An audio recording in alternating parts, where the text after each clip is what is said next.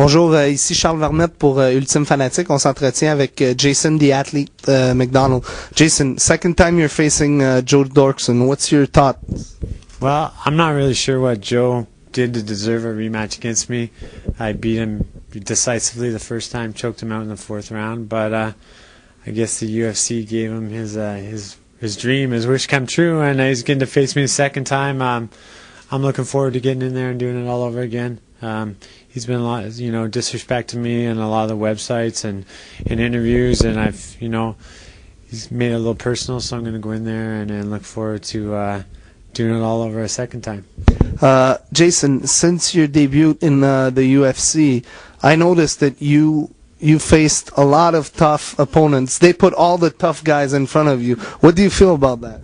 Well, I've said right from the start that it took me a long time to get to the UFC, and now that I'm here, I want to face the tough guys. I want the challenges, and that's why I was a little disappointed with this matchup. I felt like I had already beat Joe, and that challenge was behind me. Give me somebody new. Give me a new challenge to face. But I want the tough fights. You don't get better from fighting guys that aren't better than you, and aren't challenges. And how do you get excited and motivated to train for a fight that you're going to win pretty easily? So that's what I want. I want to fight the guys, the tough guys, the top guys, and put myself in a position to be the number one contender and maybe have a fight for the middleweight title somewhere, sometime in my future. Because in your last fight in the UFC, you faced Okami, right? You lost a unanimous decision. Must be still gratifying, because Okami beat a lot of tough opponents. Well, I've said it before that I certainly feel like I could, on any given night, that I could go out there and beat any of the middleweights in this division.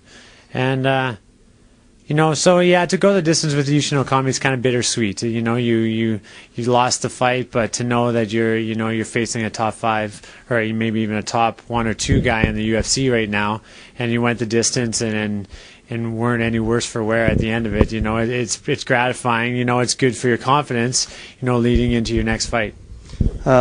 Jason, your last fight in Montreal was at the Metropolis against Shoni Carter, I think, right? Now it's going to be slightly different because you're fighting in the Bell Center, and there's going to be 22,000 crazy people screaming their head off. Yeah, well, I guess I've come a long way since then.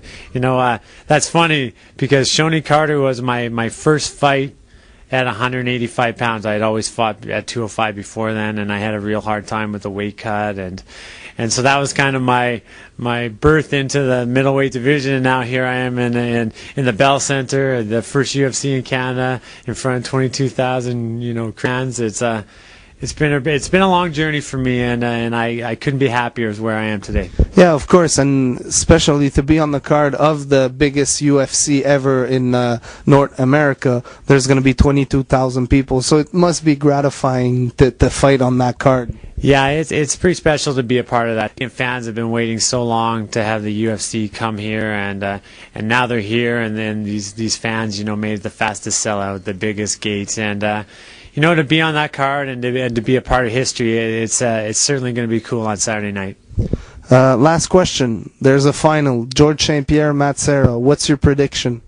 I personally think that the first time around that George came in a little bit unprepared. He maybe had taken that fight a little lightly, and as George said himself, he doesn't make the same mistakes twice, and I think we'll see George come out there and actually finish this fight pretty quick in the first or second round. Jason, thank you very much, and good luck for your fight against Joe. Hey, my pleasure. Thank you. Thanks.